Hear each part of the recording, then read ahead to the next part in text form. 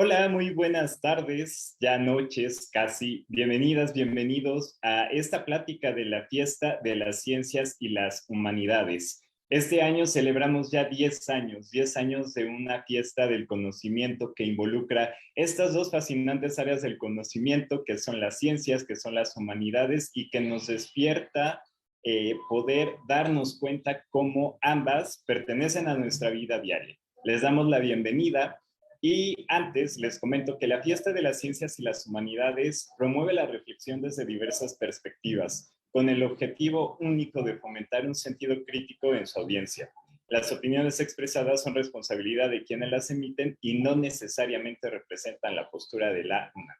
Este año la Fiesta de las Ciencias y las Humanidades dedica su tema a la ciencia en el deporte.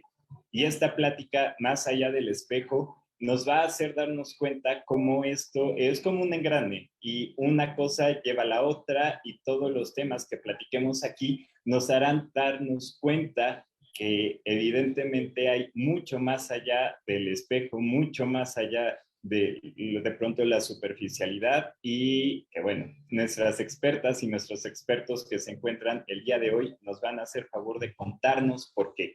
También estamos muy contentos porque tenemos la participación del intérprete de lengua de señas mexicanas Ángel y la intérprete Magali, quienes nos estarán haciendo el favor de llevar hasta ustedes esta plática con esta fascinante lengua. Discúlpeme.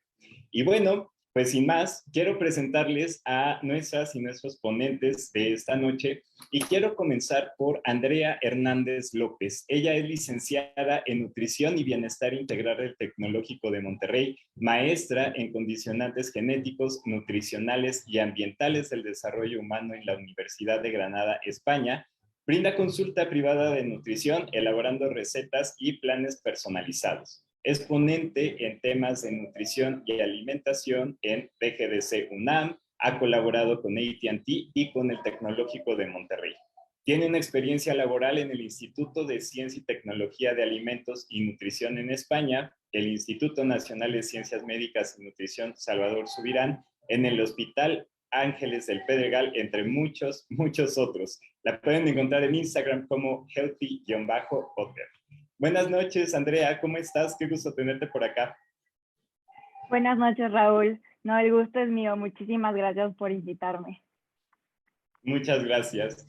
También se encuentra con nosotros Juan Talamantes. Él es psicólogo por la Universidad Autónoma de Nayarit, con experiencia en la docencia en materias relacionadas a las ciencias sociales y de la salud, así como ponente nacional e internacional de perspectiva de género, cuidado de los espacios públicos y el uso responsable de las redes sociales como profesionales. Es docente en el Instituto Universitario Metropolitano y asesor de tesis y sinodal en la evaluación de proyectos de investigación. También es creador de contenido digital en redes sociales, donde aplica sus habilidades y la experiencia en la enseñanza en la psicología, en la divulgación de la psicología. Lo pueden encontrar como Psicólogo Amargado. Hola Juan, ¿cómo estás? Qué gusto. Hola, muchas gracias por la invitación. Un gusto poder estar aquí. Muchas gracias. Está también Mariana Camarena. Ella es maratonista y nutrióloga por la Universidad Iberoamericana, además de tener un máster en nutrición y dietética con especialización en nutrición deportiva por la Fundación Universitaria Iberoamericana. Es especialista en trastornos alimentarios y nutrición deportiva, con un diplomado en trastornos de la conducta alimentaria otorgado por el Instituto Humanista de Psicoterapia Gestal. En redes está como Nutrición Activa y constantemente nos comparte información científicamente validada, por supuesto, de todo este mundo de la nutrición y el bienestar. ¿Cómo estás, Mariana? Buenas noches. Hola, buenas noches. Pues emocionada de estar compartiendo esta mesa redonda y estos temas tan increíbles con todos aquí, todos estos cracks de la nutrición y demás. Emocionada, gracias. Y sí, la verdad es que sí, muchas gracias, Mariana. La verdad es que sí, tenemos ponentes de 10, ya van a ver, querida audiencia. Y también está Tadeo Vázquez. Él es licenciado en nutrición por la Universidad Tecnológica de Guadalajara y se ha enfocado en la nutrición estética. La nutrición es una de sus más grandes pasiones por el hecho de que le fascina ver los cambios y progresos de sus pacientes, de sus clientes y de sus asesorados. Gracias a la experiencia propia que de hecho vivió con el sobrepeso y la obesidad, su pasión es ayudar a las demás personas y se despierta muchísimo más, ya que busca que todas y todos sus pacientes logren el éxito y las metas que él se ha propuesto. Muy buenas noches, Tadeo. ¿Cómo te encuentras?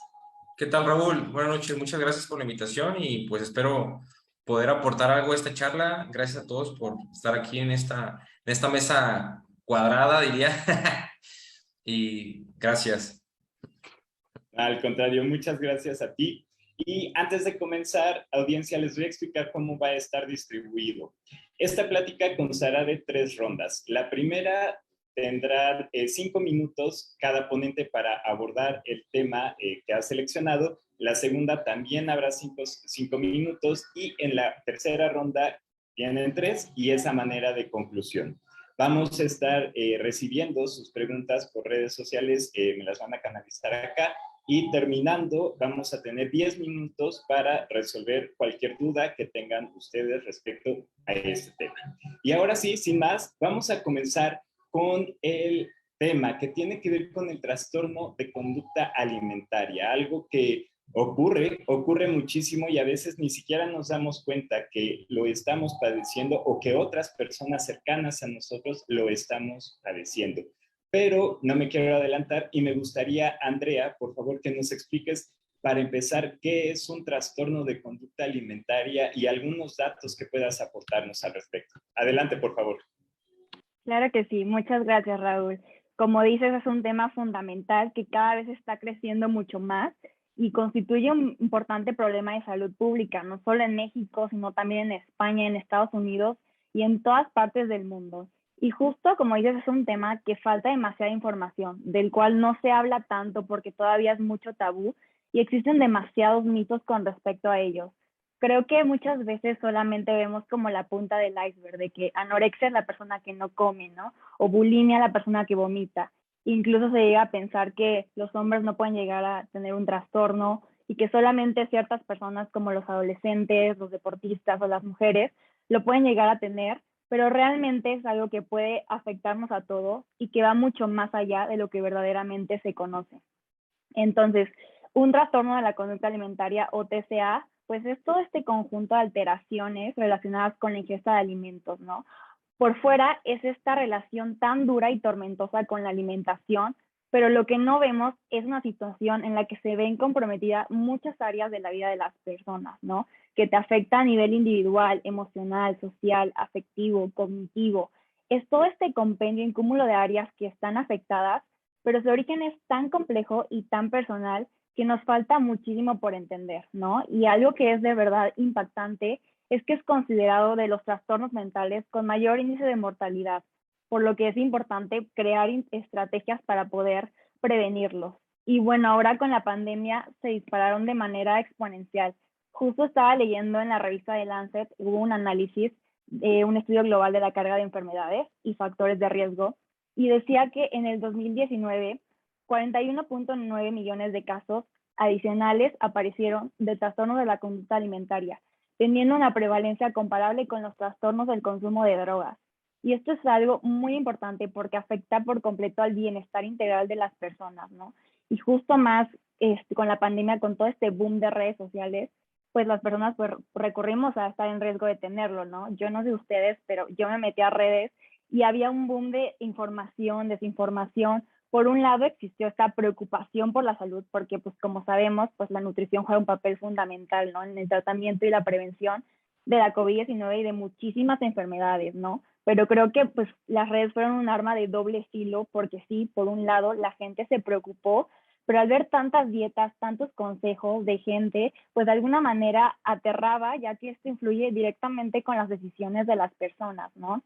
Hablando un poquito sobre estadísticas, bueno, acá en España la Asociación contra la Anorexia y la Bulimia estima que un 11% del número de jóvenes podría llegar a sufrir un trastorno de la conducta alimentaria. Y sí, en general, pues el ser mujer, adolescente y el practicar cierto deporte, pues sí puede ser un perfil con mayor riesgo, ¿no? En México sí se registran 20,000 casos de anorexia y bulimia, ¿no? Igual siendo la población vulnerable entre 15 y 19 años, ¿no?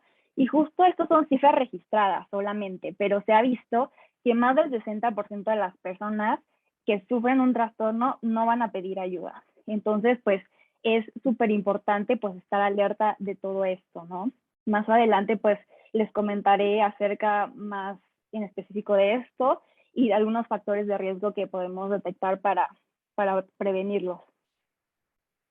Muchísimas gracias, Andrea. Un contexto que ya nos invita a aterrizarnos en este tema. Y comentabas ya varios elementos que tanto Mariana como Juan, como Tadeo, como tú van a estar abordando. Me encanta este tema de las redes sociales precisamente porque pueden tener un lado A y un lado B. Más adelante los vamos a ver. Y bueno, a partir de la pandemia donde nos cambió, ¿no?, la jugada literalmente a todo el mundo, pues se despertaron muchísimas fake news. De pronto medio mundo creía que tenía este poder, ¿no?, de poder recomendar planes, de recomendar incluso hasta consejos de salud mental cuando pues no se tiene el conocimiento.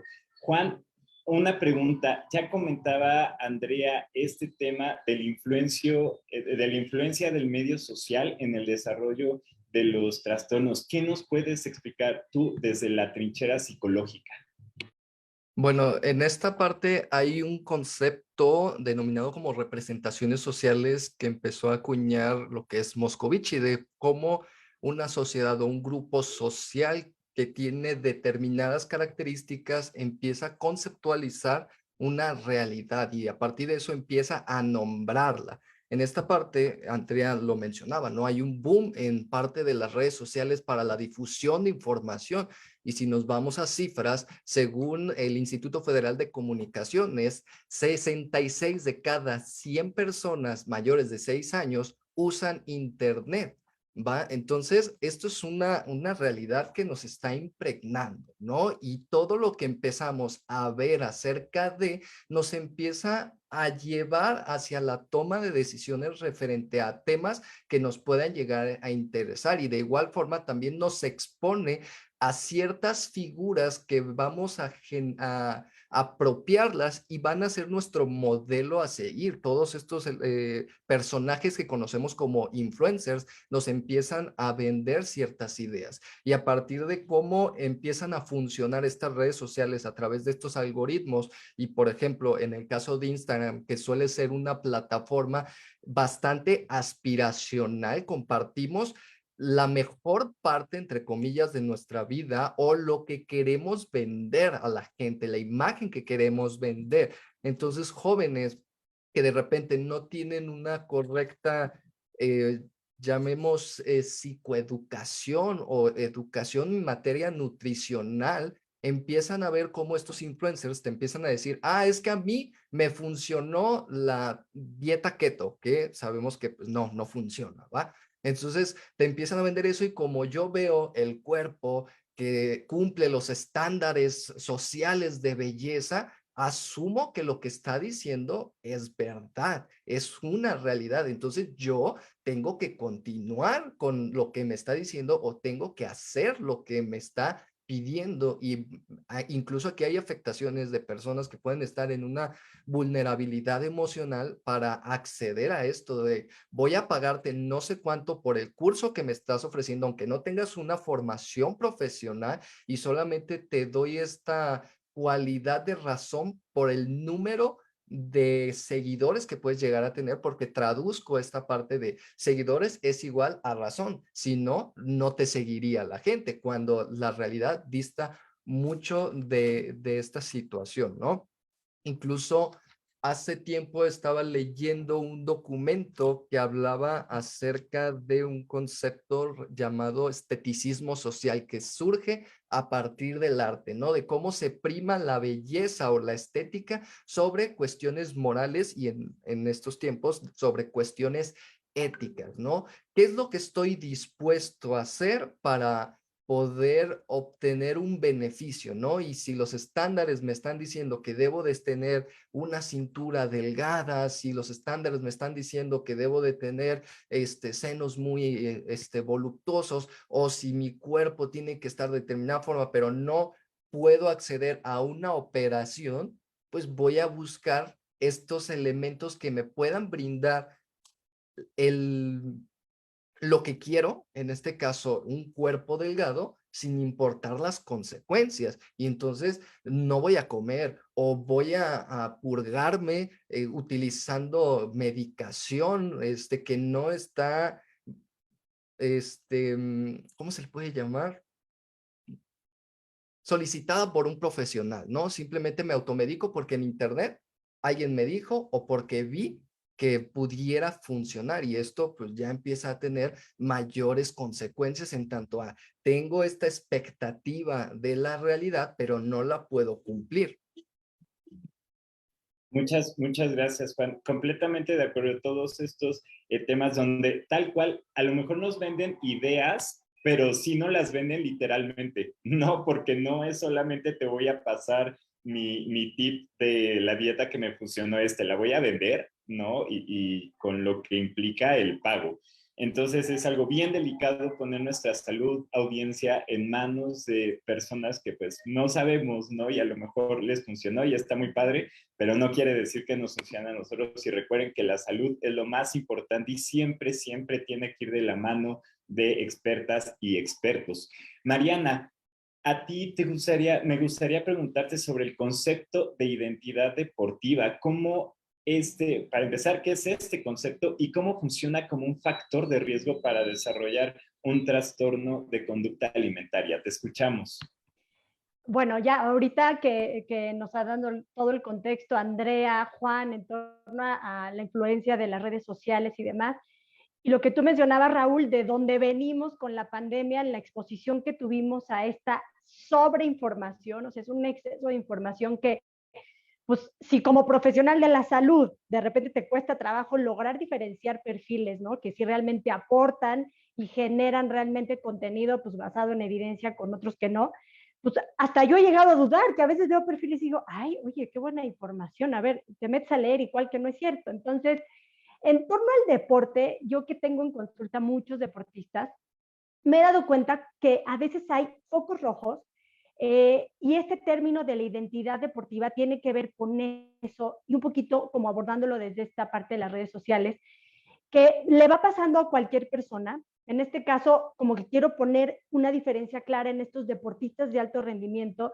y en estas personas que son activas o que les llama más la atención este mundo del fitness. Entonces, en como que entre deportista de alto rendimiento y una persona activa, y luego en medio de las redes sociales a las que se exponen, pues están como varios focos rojos, porque de ahí es de donde pueden alimentar su identidad deportiva. Entonces podemos tener una persona que realmente practica un deporte de alto rendimiento, futbolista, tenis profesional, gimnasia, vamos a decir, muchísimas disciplinas que implican ya ciertas normas para poder practicar ese deporte. O simplemente alguien que decidió un buen día, voy a correr un maratón o voy a hacer un triatlón, y entonces se mete en un mundo de entrenamientos importantes. Entonces, esta identidad deportiva se pone como foco rojo porque es justamente esta persona qué nivel de relación tiene o de compromiso va generando en torno a ese deporte al que se está comprometiendo. Y entonces se convierte en un foco rojo porque de repente encuentras personas que su identidad personal ya en realidad se convierte en esta identidad deportiva. O sea, yo ya soy triatleta, no, yo ya soy maratonista. ¿De qué hablas? Soy Iron, ¿no? O soy tenista, o soy... Entonces, cuando la persona se empieza a mimetizar literalmente en esto y deja de lado lo que es como ser humano, como persona, entonces te encuentras una persona, mamás, por ejemplo, que de repente dicen, no, es que lo importante es mi entrenamiento y entonces ya ni tengo tiempo para hacerme una dieta balanceada. Entonces se sientan en consulta y cuando definimos como los objetivos de nutrición, pues a veces ni les ponen toda la atención y se empieza a identificar este recargo que tiene de frustración cuando de repente no logró sacar el kilómetro en el tiempo que ella esperaba, ¿no? y entonces ya es un fracaso, y entonces lo estoy haciendo mal, me restrinjo más, y entonces empiezan a caer en conductas que perpetúan o que pueden más bien detonar un trastorno de la conducta alimentaria. Entonces, cuando, pues, los que nos estén escuchando, si tienen cerca a ese perfil de persona que sí logran identificar de repente alguna actitud que está teniendo ya así de, oye, es que no ibas a correr el maratón nada más pues porque está padre correr, es muy diferente a si tú de repente estás con alguien que realmente ya practica un deporte de alto rendimiento a nivel competitivo, a nivel olímpico, ni hablar. Entonces, obviamente, donde estás parado vas a identificar diferentes focos rojos, pero yo quiero aterrizar hoy la importancia de que a mayor identidad deportiva de una persona, mayor será el riesgo de que desarrolle un trastorno de la conducta alimentaria. Entonces, pues háganse la pregunta, ustedes tal vez que nos están escuchando y viendo, si realmente, ¿qué tanta carga le estás poniendo a este deporte o a esta nueva disciplina con la que te estás involucrando? Porque puedes agarrarte del pretexto de es salud y es mi bienestar y me estoy sintiendo increíble y ya le estoy bajando a los tiempos y esto y el otro. Y claro que te sientes bien, esa es la magia del deporte y de la actividad física. Pero el foco rojo está en cuanto empiezas a tener actitudes que te alejan a largo plazo de un objetivo realmente sano. Y entonces te empiezas a obsesionar, empiezas a tener conductas realmente, algunas de en torno a la alimentación, ya sea laxarte, restringirte, no comer de más, y entonces llegas tú como nutriólogo diciendo, ¿qué tienes que hacer? Carga de carbohidratos. No, la pasta me engorda. No, no le tengas miedo. Esos miedos de repente te pueden estar poniendo pues, a preguntarte realmente en qué nivel de identidad deportiva estás para que no desarrolles un trastorno de la conducta alimentaria. Entonces creo que ahí es donde está como el punto, el ombliguito de todo esto. Muchas gracias, Mariana. Completamente de acuerdo. No es lo mismo, porque también luego sucede, ¿no? Que compartimos nuestro desayuno, ¿no? E incluso ponemos ahí que es 2 huevos, 3 rebanadas de pan, pero bueno, no es lo mismo mi complexión a la complexión de mi amigo que hace un montón de ejercicio, que a lo mejor esté en hipertrofia o incluso que ya está más bien en etapa de definición, ¿no? Entonces recordar, como bien lo dice Andrea, que la dieta es única, ¿no? Como cada uno. Entonces, eso siempre tenerlo muy, muy en mente. Y ya entrados en el tema del ejercicio, Tadeo, también puede suceder que así como hay trastornos dentro de la alimentación, los hay dentro del deporte y del ejercicio. ¿Qué nos puedes platicar tú de esto? Bien, Raúl, mira, pues es bien sabido que el ejercicio pues no deja de ser un estímulo muy importante para el ser humano. O sea, nosotros venimos desde, si nos remontamos a tiempos, pero de hace miles de años, pues nuestros antepasados hacían mucha actividad física, hacían mucho ejercicio, pero tenían una finalidad para hacer esto, ¿no? Sobrevivir. Muchas veces el simple hecho de caminar, de desplazarse de un lugar a otro era por la finalidad de sobrevivir, ¿no? No había esa necesidad de verse guapos o verse sexys o no sé, ¿no? O sea, eso empezó apenas hace muy poco. Entonces, se puede decir que esta finalidad de los, como lo habíamos mencionado, de los TOCs en el ejercicio, siento yo que sería más que nada son trastornos que también son de la conducta alimentaria, pero derivados a la práctica deportiva. Yo le podría llamar trastornos de conducta deportiva. Creo que no existe ese término, pero porque serían como dos cuestiones muy diferentes, porque uno es tanto la alimentaria, lo que controlas, lo que controlas lo que te metes a la boca, y otro lo que controlas de lo que haces de ejercicio. Entonces, ya dicho esto, de las cosas que me gustaría abordar y que me gustaría que la gente se quedara, es que sí, definitivamente el ejercicio es una necesidad. Muchas veces existen personas que comentan, y es preocupante, que es parte de este rollo de la dismorfia corporal y todo esto, de que el ejercicio hasta cierto punto no es necesario para estar saludables, pero ya hay sin fin de investigaciones que lo han esclarecido. De hecho, hace poquito salió una donde literalmente el ejercicio es vida, ¿vale? Y ya hay, digamos que grupos sociales que se encargan como de dar mensajes equivocados, lo que, retomando otra vez lo de las redes sociales, se vuelve peligroso, ¿no? Las redes sociales no nomás es los cuerpos bonitos que se ven en Facebook, ¿no? Las redes sociales también es toda esa información distorsionada que le está llegando a mucha gente. Entonces, ya dicho esto, continuando con el punto, de lo que quiero que se queden es precisamente que el ejercicio, al volverse una necesidad para la salud, es tal cual como se debe de ver. Desgraciadamente, pues existen todas estas modas actuales que hacen que las personas quieran excederse. Entonces, ¿cómo se puede identificar que una persona tiene un trastorno de la conducta deportiva o alimentaria? Porque, repito, son sinérgicas o se van de la mano las dos, desgraciadamente. Son personas que relativamente empiezan a hacer actividad física o ejercicio excesivamente. O sea, literalmente puedes tener una reunión con tus familiares, que vas a ir a una reunión con tus amigos y lo pospones porque tienes que hacer ejercicio. Son personas que por lo general se sienten muy ansiosas si faltan un día a hacer ejercicio, ¿no? ¿Sabes qué? Es que no hice ejercicio y tengo que compensarlo, lo hacen el doble, el triple. Y combinando con los trastornos de conducta alimentaria, llega al punto de que, ¿sabes qué? Comí de más ese día, entonces me voy a exceder con el ejercicio para quemar esas calorías de más. O sea, yo realmente a mis pacientes siempre les comento que si un día comiste de más, no pasa nada. O sea, somos humanos, créeme que durante toda tu vida vas a comer de más muchas veces, muchas veces. ¿Qué tienes que hacer? Seguir adelante, o sea, no quedarte enfrascado en ese exceso que tuviste, sino continuar con tu vida normal, ¿no? Pero evidentemente, pues esto no deja de ser una conducta que debe ser diagnosticada por un psicólogo o un psiquiatra, porque al final de cuentas, pues es como comentaba Andrea al principio, desgraciadamente, este tipo de conductas todo el mundo las está diagnosticando y se pueden llegar a confundir, porque puede ser una persona muy disciplinada con el ejercicio, puede ser una persona que literalmente de lunes a sábado tengas que hacer ejercicio y respetas, ¿no? Pero ya de eso a que literalmente estés lesionado, siguiendo con el tema de mañana y, por ejemplo, el ejercicio deportivo, tanto de atletismo, de que literalmente tengas que ir de carrera en carrera, domingo en domingo, y literalmente estés súper lesionado, eso ya hablaría de un problema a la salud, donde si esto se está reincidiendo, pues puede ser perjudicial. Pero definitivamente esto se debe diagnosticar por un psicólogo.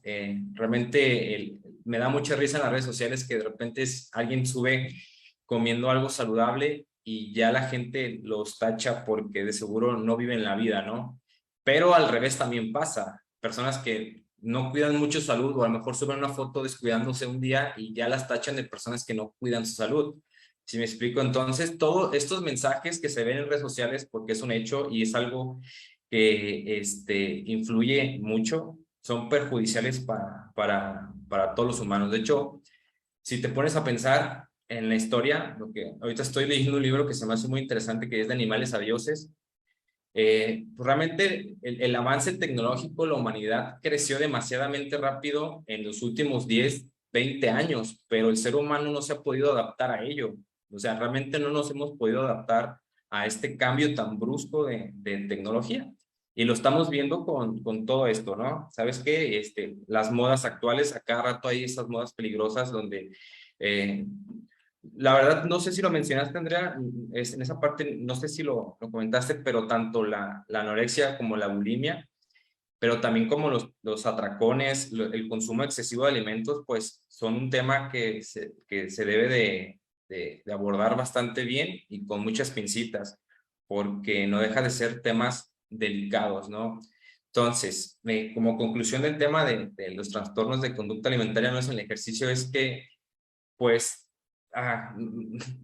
literalmente creo que sí, repito que, por ejemplo, aquí que está Juan, siento que es importante que ellos lo diagnostiquen, que si ven a un familiar o si tú mismo estás notando que tienes por ahí un tema, pues ve asesoría, porque puede ser que eso se agrave y puede ser de vida o muerte. Muchas veces lo vemos como muy sencillo porque creemos que porque ese ejercicio es vida, pero como todo, ¿no? Hay una curva. O sea, el exceso también puede dañar, ¿no? El exceso de amor también daña.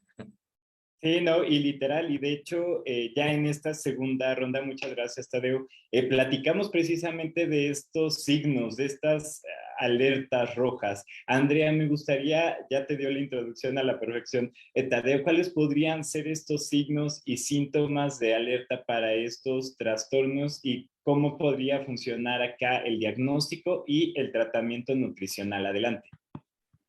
Gracias, Raúl. Sí, como comentaba tanto Mariana como Tadeo y Juan, pues hay demasiados focos rojos y síntomas de alerta para desarrollar un TCA.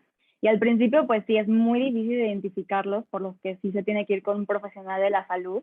Pero algunos triggers o como red flags que podríamos guiarnos es, por lo general son personas que empiezan con dismorfia corporal, ¿no? Esta percepción negativa que una persona tiene sobre su imagen física, ¿no? Por lo general te ves al espejo y empiezas a criticarte a ti misma, ¿no? Me chocan mis cachetes o mis piernas, ¿no? Y se convierte en esta lucha constante con cierta parte de tu cuerpo y no puedes ver más allá. Otro detonante principal puede ser una dieta. A lo mejor tú desde pequeño ves a tu mamá que todo el tiempo se la pasa haciendo dietas y preocupándose por bajar tantos kilos, ¿no? Entonces tú ves como a tu ídolo y a tu heroína como está tan preocupada por eso que de alguna manera es una forma de conectar con ella y tú puedes ser susceptible también a hacer dietas desde muy pequeño, ¿no? O simplemente los comentarios que muchas veces hacen tanto daño, como por ejemplo, que te chuleen por bajar de peso, de, ay, qué bonita te ves, que adelgazaste, ¿no? Y uno como mujer o como persona en general, pues se siente bien cuando te hacen estos comentarios, ¿no? O sea, es como un plus one y tú te sientes halagada y asocias esto como si estuvieras haciendo las cosas bien, ¿no? O el famoso échale ganas, ¿no? También con respecto a la alimentación, pues por lo general son personas pues que aumentan su frecuencia y tiempo en el baño, ¿no? Sobre todo después de las comidas. Tratan de servirse ellas mismas su plato de alimentación, ¿no? Que nadie más le pongan las manos encima de su plato, son personas que toman muchísima agua, ¿no? Yo creo que cualquier indicio de que una persona se esté preocupando de más por su cuerpo y su alimentación, incluso ponerlo de base, ¿no? Es momento de llevarlo ya con un profesional de la salud. Por lo general estas personas, pues sí, como comentaban, se autorrecetan dietas, se van quitando el postre, ¿no? Y justo llega un momento en el que su cuerpo se estanca, ¿no? Es este set point en el cual tú le das a tu cuerpo tanto de energía, ¿no? Y tu cuerpo va a funcionar con eso. Y pues realmente no es tan fácil porque tu cuerpo siempre va a querer reservar esa energía y va a intentar hacer maravillas con esas 500,000 kilocalorías que tú le estés dando. Y justo en este estancamiento es cuando estas personas suelen recurrir a todos estos productos milagros, ¿no? Test depuradores, pastillas, detox, y como ya han comentado, pues hacen son un riesgo impresionante no solo para la salud física, sino también para la salud emocional de las personas. Incluso son personas que hacen como este constante body checking, que se hacen mediciones de que dicen, ah, estos jeans me quedan de tal manera, a ver cómo me quedan en un mes, ¿no? Y realmente siempre se están comparando con los demás y consigo mismas. Y físicas, pues está la pérdida de peso injustificada, la tensión baja, las personas con bulimia pues tienen caries por los vómitos, se presenta menorrea, esta ausencia de menstruación, ¿no? Molestias digestivas como estreñimiento, frío, cansancio, dolores de cabeza. Hay demasiados problemas de salud que conlleva todo esto. Y bueno, el diagnóstico y tratamiento integral, pues sería realizar un plan de acción multidisciplinario, que así como tienes a tu médico de cabecera, también al psicólogo de cabecera, al nutriólogo. La familia aquí juega un papel muy importante también y tiene que ser un plan totalmente flexible, dinámico y humanista, ¿no? Nosotros como nutriólogos, pues realmente somos un maestro, ¿no? Nuestro rol es explicar realmente cómo funciona el cuerpo y cómo funcionan los alimentos, ¿no? Entonces tenemos que regresarles a las personas el poder del conocimiento y que realmente sepan cómo funcionan internamente. Y siempre el objetivo va a ser mejorar el estado nutricional de las personas, pero también el estado de salud de manera integral, ¿no? Tratar las complicaciones, favorecer siempre el apoyo familiar y prevenir las recaídas. Y aquí algo también súper fundamental es dejar de catalogar los alimentos, porque estas personas empiezan a tener estos fear foods, que son estos alimentos que los aterran, ¿no? Que realmente no los toleran, los vomitan. Por lo general son los hidratos de carbono, que existe este mito de que son malos y de que te engordan. Entonces realmente tú empiezas a bloquearlo y de verdad no te pasa, ¿no? Entonces, pues hay que concientizar que realmente pues no hay alimentos buenos y malos, o sea, que todo es parte de lo que somos y que realmente debe de haber un gran balance en toda nuestra vida. Y también algo pues, muy importante es saber concientizar a la población en general que no existe un cuerpo ideal, ¿no? Que la diversidad es una característica de toda la humanidad y hay que respetar eso desde muy pequeño. Sí, la importancia, gracias Andrea, del respeto y algo que me encanta que has dicho es el apoderarse del conocimiento, ¿no? Y me parece que ustedes cuatro son profesionales que hacen eso con su audiencia, que sí están en redes sociales, pero que tienen mucho este compromiso de divulgar, ¿no? Que no nada más es decir el tema por decirlo y ya, sino que tienen realmente como este chip de enseñar, ¿no? De ayudar a que también comprendan por qué está sucediendo lo que está sucediendo tanto en el campo de nutrición como del deporte, como de psicología. Y bueno, es por eso que me encanta estar con ustedes aquí esta tarde. Muchas gracias, Andrea. Y Juan, ¿qué pasa? Ya lo platicábamos al principio con la conceptualización del cuerpo a través del tiempo. Bueno, como bien lo decía Tadeo en su momento, hay ciertas prácticas que se empiezan a tener dentro de ciertos entornos sociales, como en esta parte del ejercicio, el mero hecho de caminar, que era una cuestión relacionada a la supervivencia, y también con otro concepto que manejaba acertadamente Andrea, relacionado a que no existen cuerpos ideales. Sin embargo, cada época o cada generación, viéndolo desde un aspecto macrosocial o macrohistórico, empieza a tener determinantes que van influyendo en cómo deberían ser las cosas, y en este caso el cómo deberían ser los cuerpos. Teniendo un ejemplo claro, en la prehistoria, que era esta cuestión de la cacería, de la supervivencia, de mantener cierto número dentro de estos grupos nómadas y más adelante estos grupos sedentarios, pues el cuerpo humano tenía, en el caso de las mujeres, estaba relacionado a la robustez, a las caderas amplias, a los grandes senos, porque eso estaba vinculado a la fertilidad. Y entonces eran aspectos que se destacaban, ¿no? Que era lo atractivo para el macho. Y a lo largo del tiempo en Egipto, en el año 1000, antes de la era, los cuerpos tenían que ser armónicos, tenían que ser simétricos. En la antigua Grecia primaban mucho las cuestiones de estéticas relacionadas a la proporción matemática de la figura, ¿no?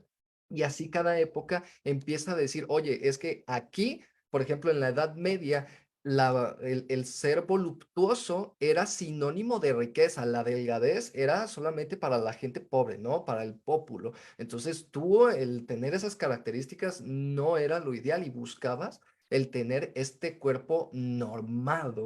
Y más adelante empieza, si no mal recuerdo, en 1960, toda una revolución sexual en donde las personas empiezan a apropiarse de su cuerpo, a mostrarlo, pero también se vincula con una delgadez. Tenemos ejemplos un poco antes, en la década de los 50, como Marilyn Monroe, en donde sí se empieza a tener esta idea del cuerpo de reloj de arena, pero también primando un poco esta voluptuosidad, ¿no? El hecho de tener un poco de robustez, senos grandes, caderas amplias, pero cintura. Y hasta 1985, con esta idea de que ahora tienen que ser más delgadas, las revistas te mostraban personas con extremidades largas, brazos, piernas, con cinturas diminutas, al igual que caderas, y senos pequeños que salían en las revistas, que salían en las pasarelas. Y aquí se empiezan a documentar, o más bien hay un incremento en tanto a estos trastornos de conducta alimentaria, ¿no? Porque la gente ahora trataba de imitar eso que estaba viendo porque era el modelo de belleza. Inclusive en el 2010, de igual forma, hay un mayor índice de prevalencia en estos trastornos, donde los cuerpos tendían a ser todavía más delgados, senos pequeños y caderas y cinturas diminutas, ¿no? Y también aquí empieza como esta idea de las cirugías plásticas para resaltar ciertas partes de nuestro cuerpo que estaban formando parte de esta época, ¿no? Entonces, el entender justamente este problema no lo podemos reducir solamente a lo que está pasando aquí, ¿no? Lo que está viviendo el individuo, que son aspectos importantes. ¿Qué está pasando el sujeto en su vida diaria, en su experiencia con el medio que provoca este tipo de trastornos? Pero también entender que hay un entorno social, hay una dinámica social, hay exigencias sociales que van influyendo en las conductas individuales de cada sujeto. Muchísimas gracias, Juan. Y creo que también se refleja un poquito con la evolución de los medios de comunicación, ¿no? O sea, pasa el tiempo, van cambiando estos estereotipos de cómo debería ser y también van cambiando los medios de comunicación, ¿no? Que de alguna manera van reflejando lo que debería ser y que bueno, ahorita estamos precisamente en esta parte de las redes sociales, en esta era que más adelante nos va a compartir Tadeo este lado B de las redes sociales y me ha encantado esto que has expuesto, Juan. Mariana, tú ya platicabas en tu intervención anterior acerca de las diferencias, ¿no? Y decíamos que no es lo mismo yo que hago ejercicio en casa con mis ligas, mi propio cuerpo y demás, que mi amigo que sí va al gimnasio y que carga muchísimo. ¿Cuáles son también las diferencias entre el fitness, entre el deporte de alto rendimiento y cómo pueden ser factores de un trastorno de conducta alimentaria? Te escuchamos.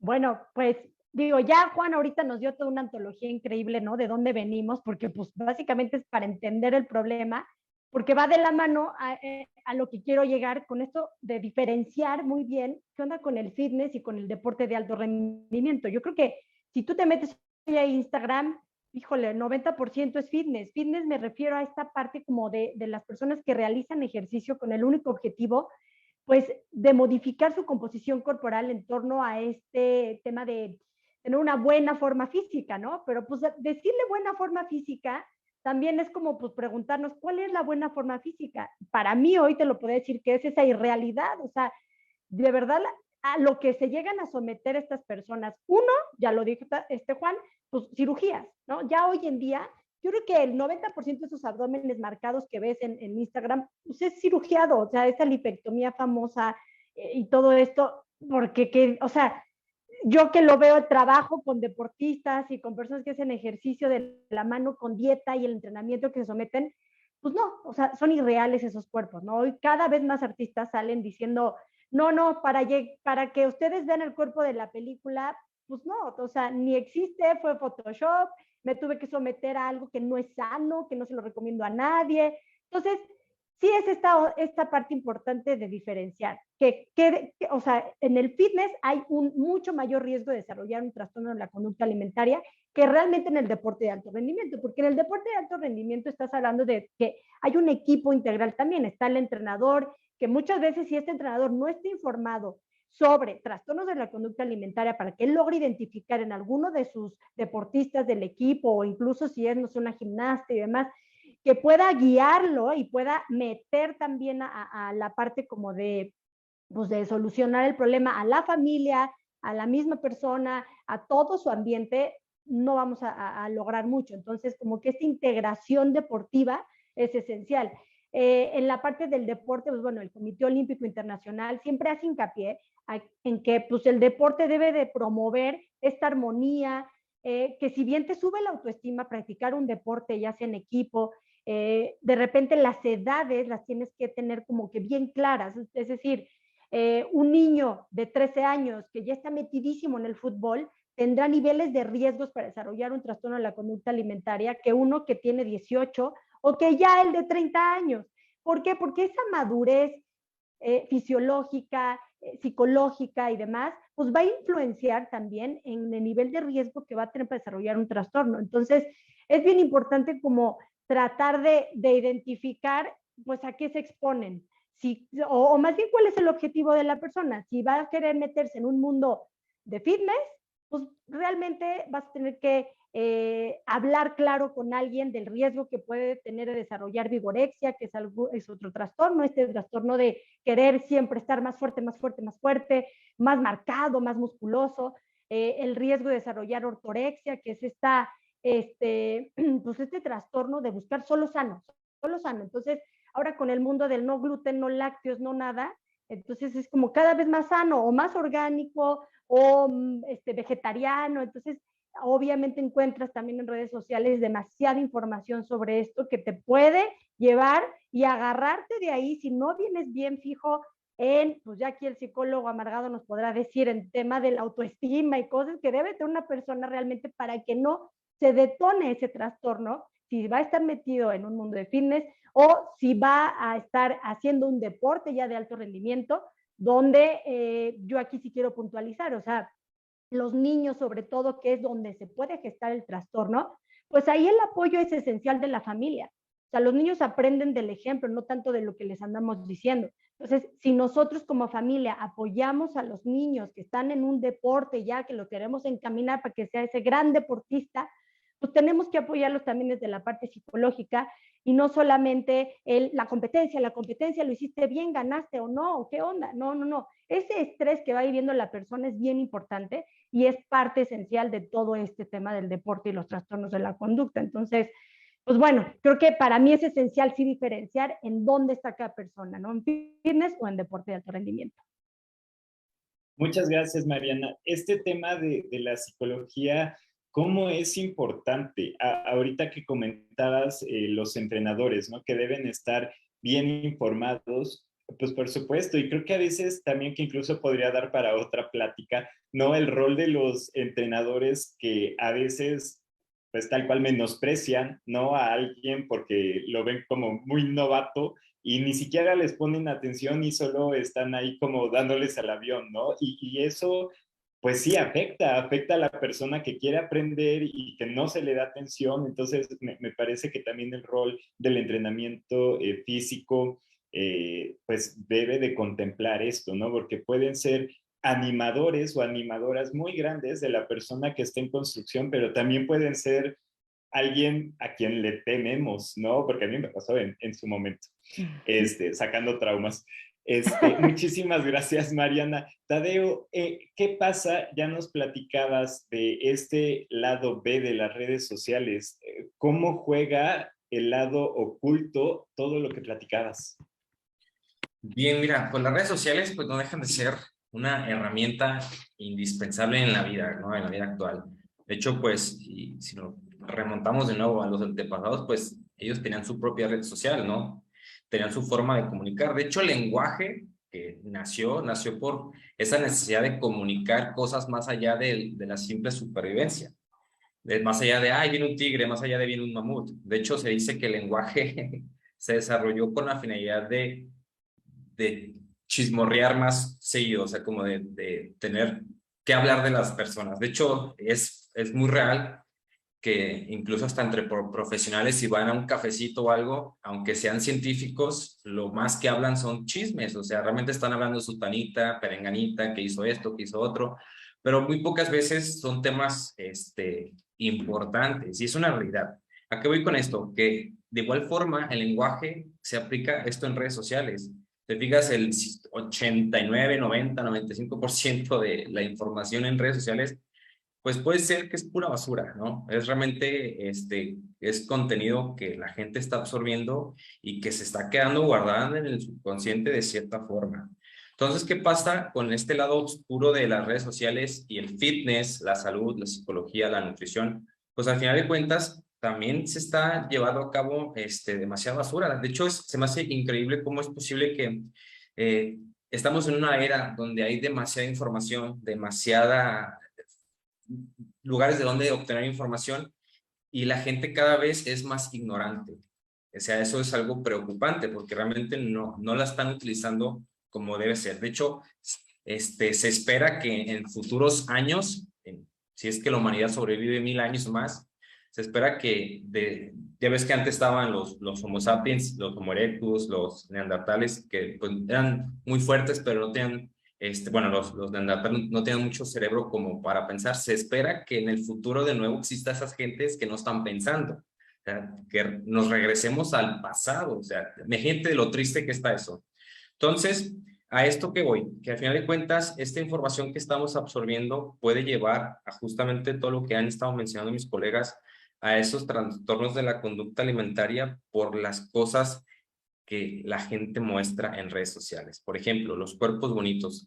Es importante saber, yo creo que incluso vámonos a temas más sencillos y simples. Simplemente cuando vemos en Facebook la relación perfecta de personas que siempre están subiendo sus fotos de pareja y que están aquí, que están allá, pero solo es una foto, ¿no? O sea, no vemos todo el panorama completo. Es igual en Instagram, en Facebook. Vemos el físico de una persona, vemos que está muy cuadradita, vemos que tiene abdomen perfecto, pero solo estamos viendo esa foto. No vemos todo el panorama completo. Y ese es como un lado muy peligroso, porque si bien pues todos estos mensajes se transmiten mediante, son mensajes ¿cómo se le puede decir? Ay, espérame, restrictivos, mensajes de restricción, de tienes que dejar de hacer muchas cosas para ser como yo, ¿no?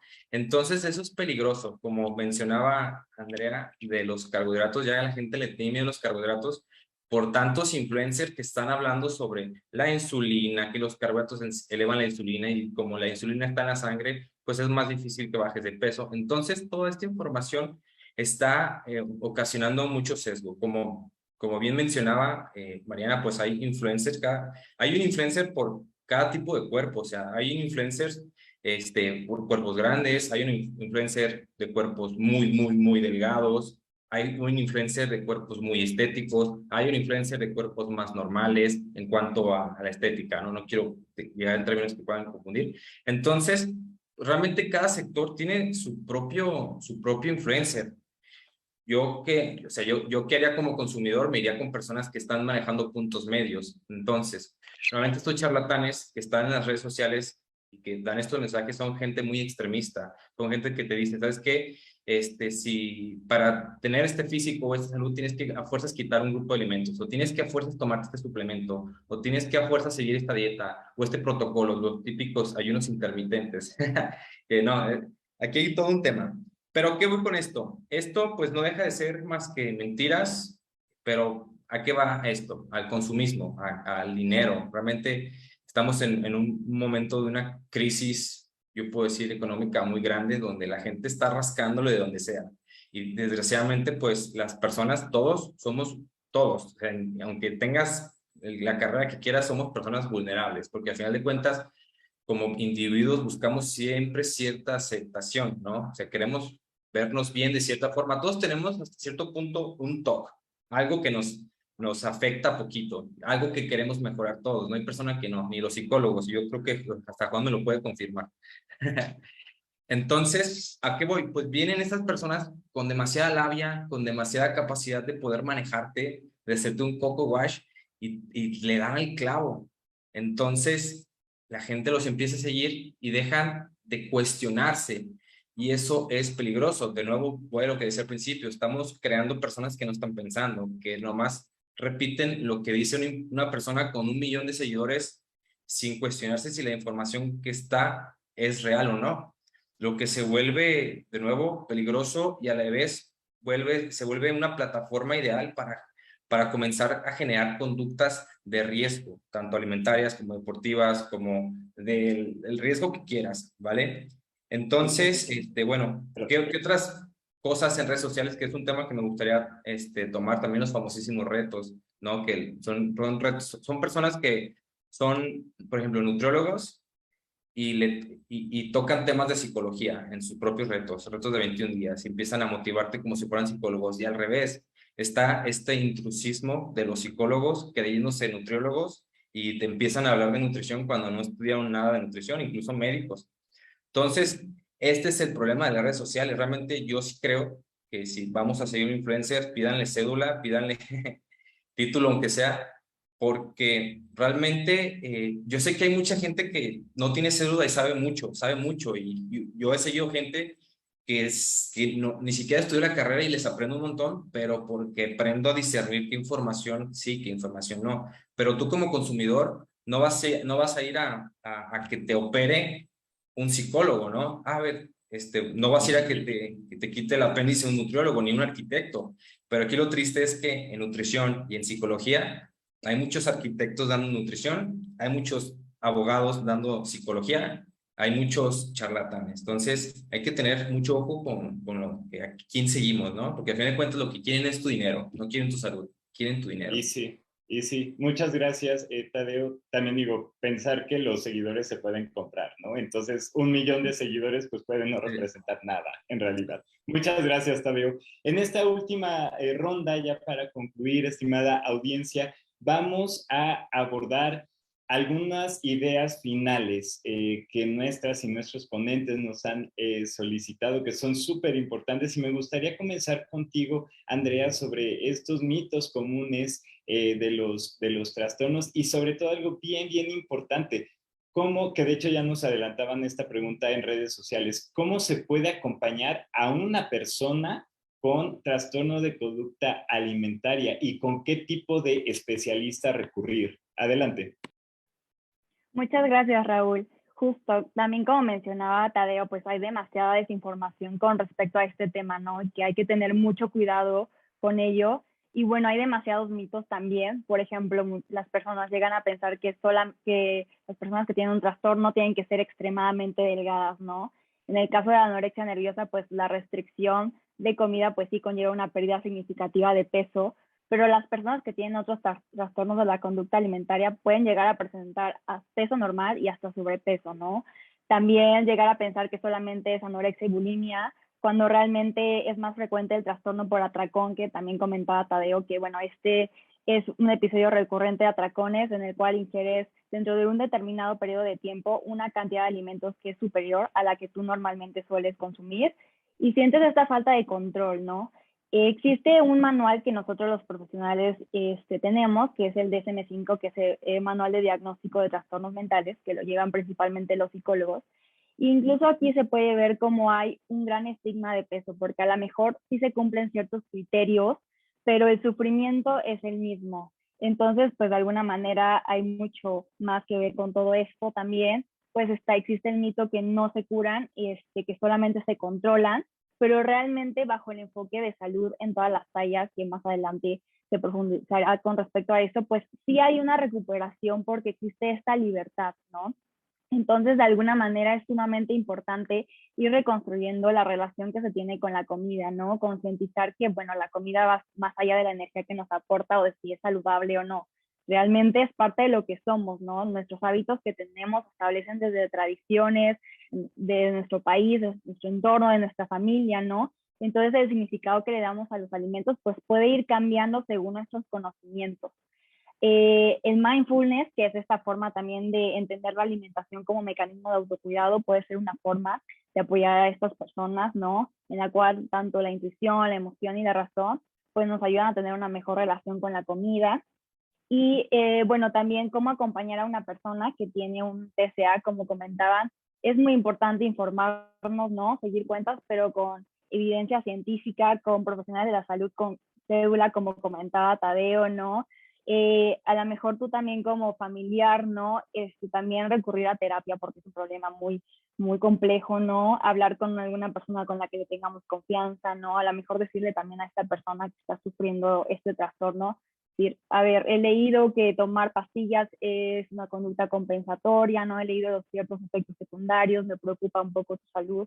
Es decir, muy delicado porque realmente es un tema demasiado complejo y es un proceso totalmente personal. Sí, los demás te pueden acompañar, pero es algo realmente interno, ¿no?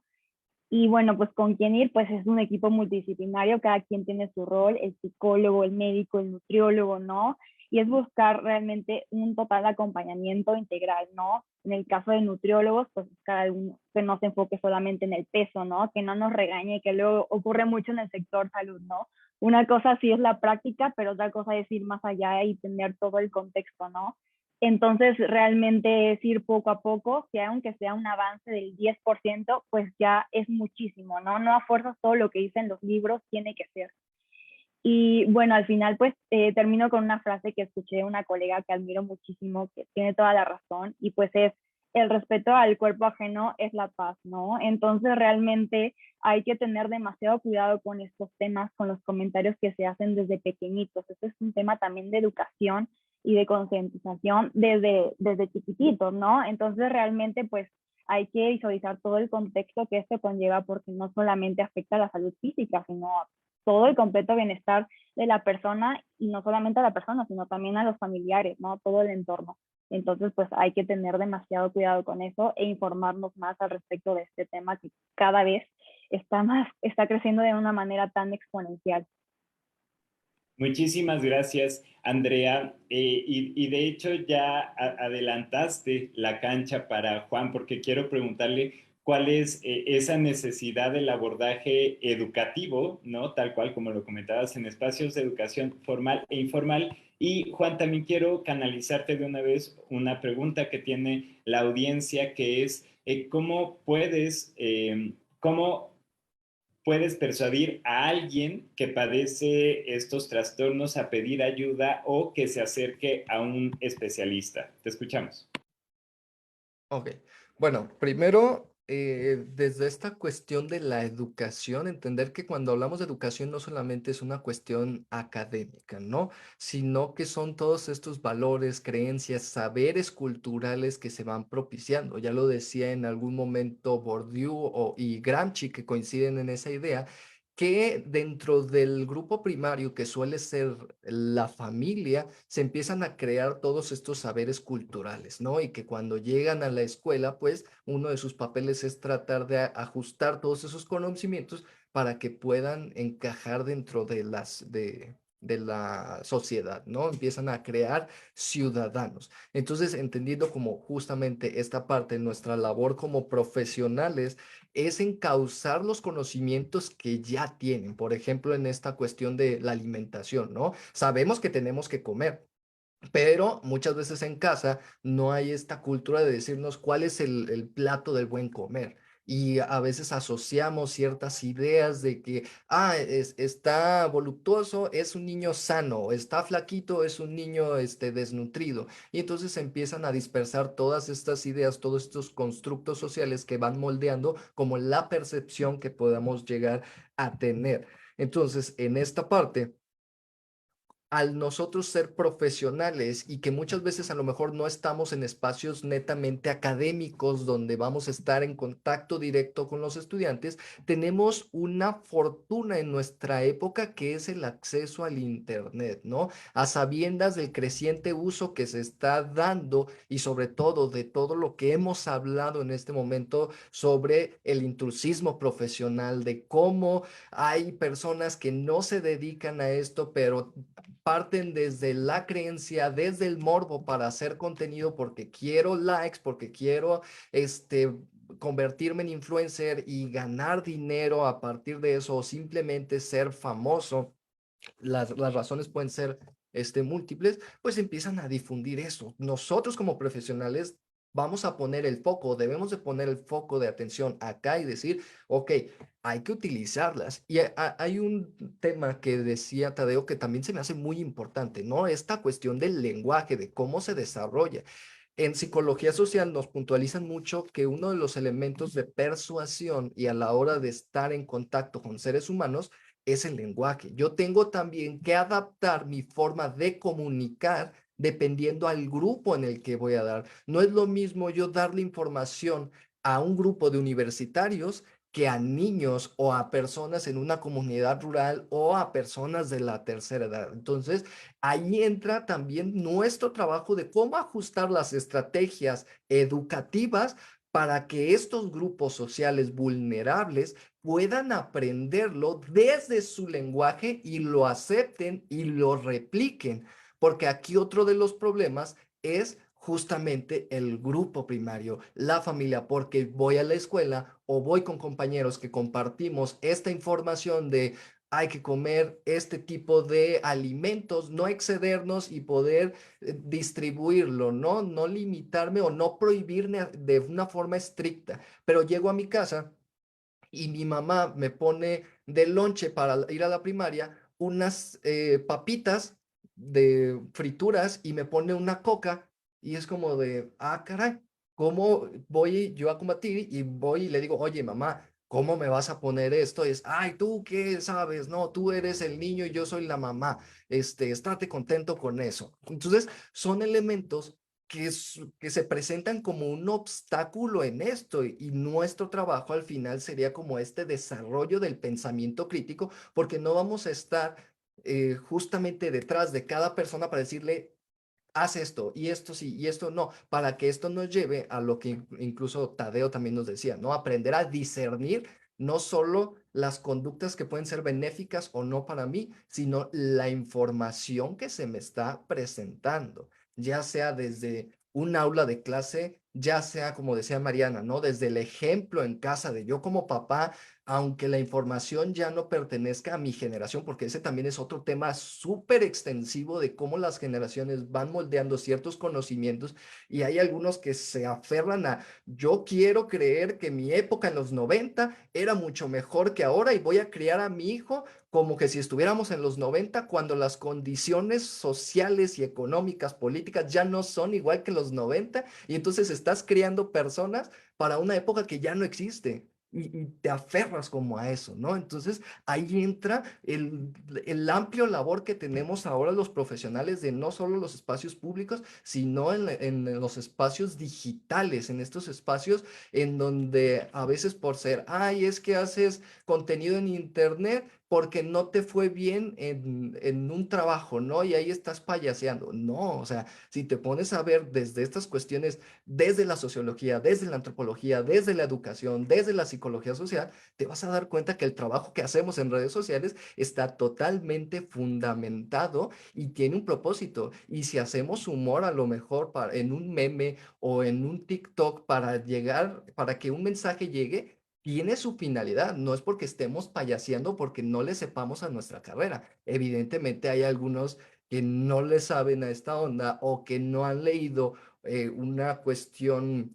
del código ético o no se han actualizado que pueden incidir en faltas éticas al compartir información que ya no es aplicable en la realidad, ¿no? Por ejemplo, así nada más a bote pronto, el decir, ay, las orientaciones sexuales son una enfermedad porque el DSM-3 lo decía. Pues dices, o sea, sí lo decía, pero ya estamos en el DSM-5, ¿sabes? Y así, en cuestión de los trastornos de conducta alimentaria, también pueden llegar a darse. Muchas gracias, Juan. Vamos a terminar con Mariana y con Teddy. Posteriormente regreso a la pregunta que tenían en el público para cerrar esta charla. Mariana, quisiera irme contigo con estas tendencias útiles que pueden ayudar a tratar un trastorno de conducta alimentaria. A ver, me encantó lo que dijiste, Juan, sobre o sea, el estar formando, ¿no? Niños, adolescentes con bases de los 90, cuando estamos ya en el 2022, o sea, pues sí es cierto, o sea, lo que pasa es que necesitamos esta flexibilidad que para mí fue lo que más nos debió haber dejado como lección toda esta pandemia.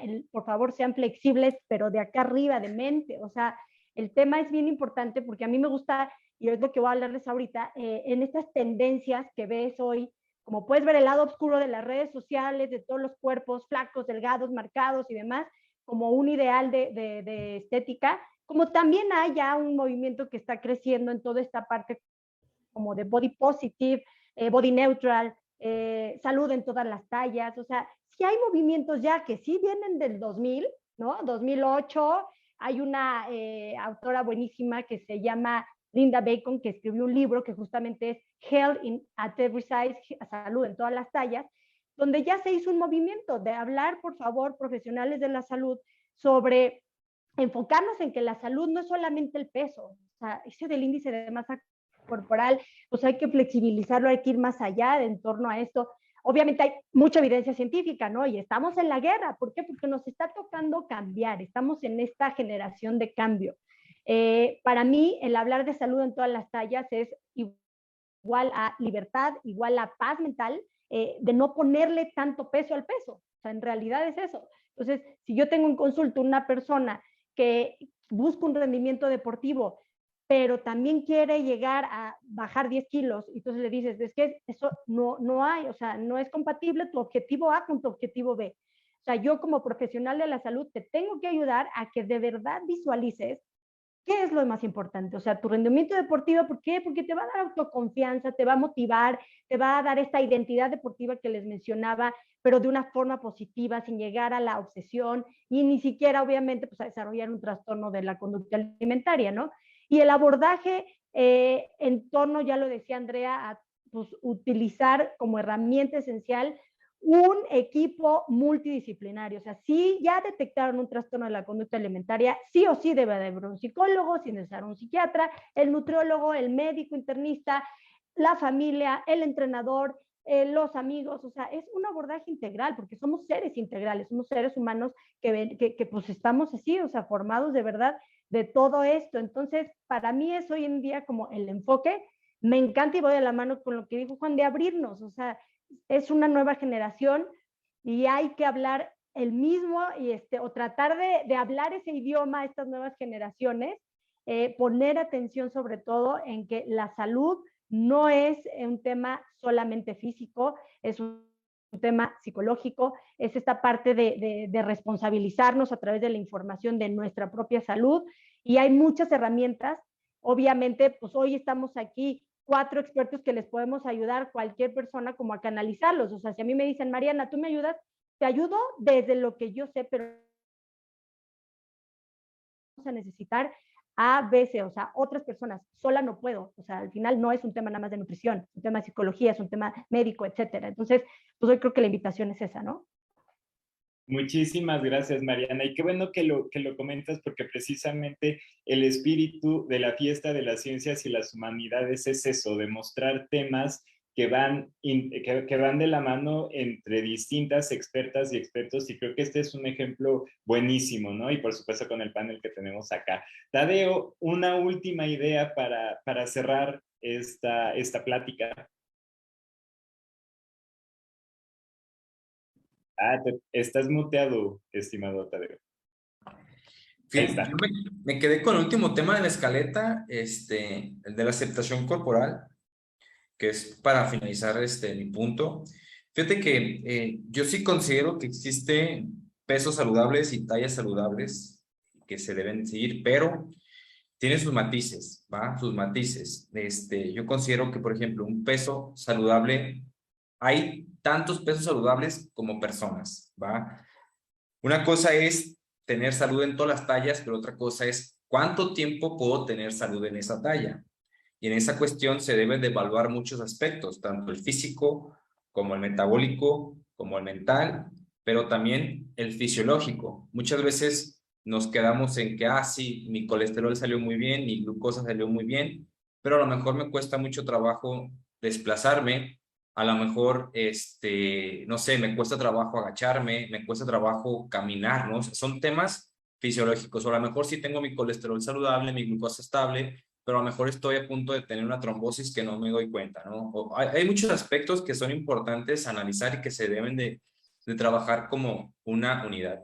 Es importante la aceptación corporal, no tienes una idea, a mí me encanta una parte de la filosofía de sus movimientos, del body positive, es que realmente debes de amar a tu cuerpo independientemente de la talla que tengas. Eso es una realidad, porque a veces existen muchas personas con físicos envidiables, pero mentalmente están mal, mentalmente necesitan más ayuda que incluso personas con obesidad, y eso es una realidad, pero también no hay que combinar las cosas, ¿va? No hay que combinar el hecho de que, ok, sí, me encuentro muy bien físicamente, pero hay que trabajar también la cuestión mentalmente. A lo mejor sí, me encuentro muy bien mentalmente, pero también hay que trabajar la física, hasta el punto en el cual tú te sientas bien, ¿vale? Si tú te sientes bien en el punto que estás y crees que ese punto puedes estar 10 años más así como estás y no te va a pasar nada, adelante, en 10 años revalúas. Si otra vez con este mismo estilo de vida puedes vivir otros 10 años más, excelente. Si crees que este estilo de vida te va a dar para 50 años, excelente.